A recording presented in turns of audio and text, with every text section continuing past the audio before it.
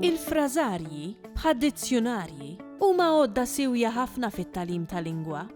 F'din ir-rokna se nlaqgħukom ma' Jana Bsajla sabiex nitalmu aktar dwar il-frażarji u dwar il-ħidma meħtieġa fil-kompilazzjoni tagħhom.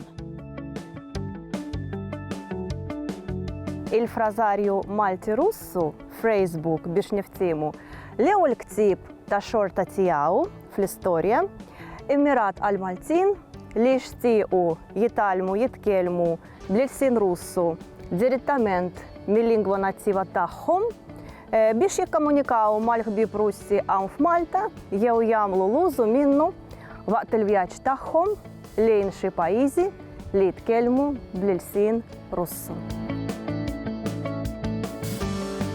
L-istruttura hija tipika bħal ta' kull frażarju komuni nistgħu ngħidu.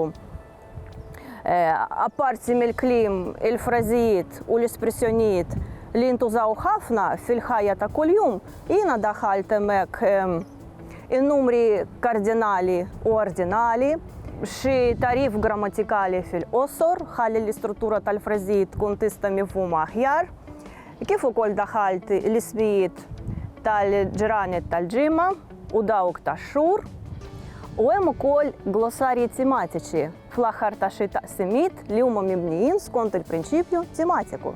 Pereżempju, jekk tieħu taqsima fl-ajruport, wieħed jista' jinqeda pratikament malli jidħol fl-ajruport ta' Russja, isib il-frażijiet kif għandu jissaqsi direzzjonijiet, fejn għandu jixtri l-biljetti, fejn għandu jissaqsi għat-taksi, jew pereżempju meta wieħed imur jagħmel ix-xirja, l-istess għal-ristorant kif għandu jordna plat, x'għandu jsib fir-ristorant Russu, l-ikel tipiku Russu. Fl-aħħar ta' din it-taqsima wieħed isib il-glossarju tematiku, gastronomiku.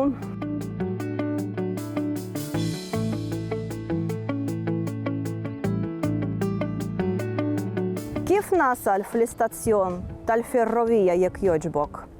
Как можно добраться до вокзала, пожалуйста? Ибqa sejjer, sejra dritt. Idi prямо. Nixtieq ngħid rigward il-pronunzja.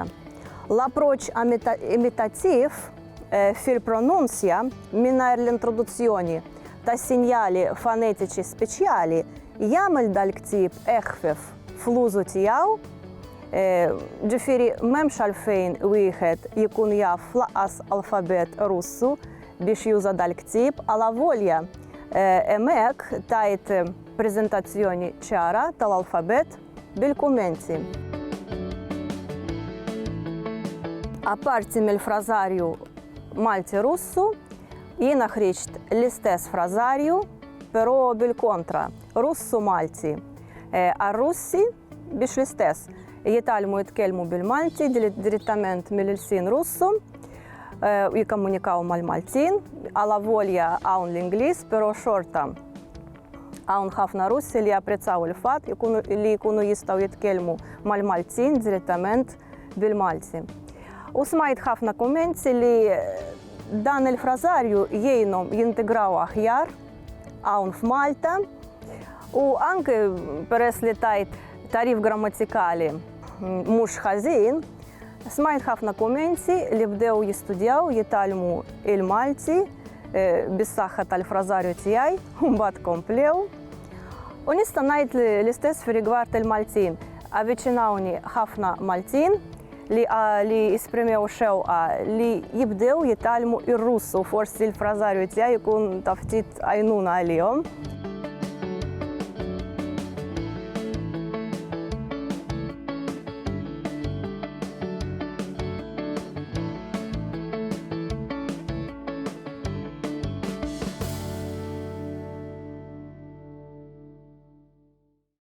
Il-Sinna jixtieq jirringrazzja lill-Aġenzija Nazzjonali tal-Litterizmu lill-Kunsill Malti għall-Arti u l-Kultura, lill-Ministeru għall-Edukazzjoni u x-Xogħol, lill-Kunsill Nazzjonali tal-Ilsien Malti u lid-Dipartiment tal-Malti fil-Fakultà tal-Arti l-Università.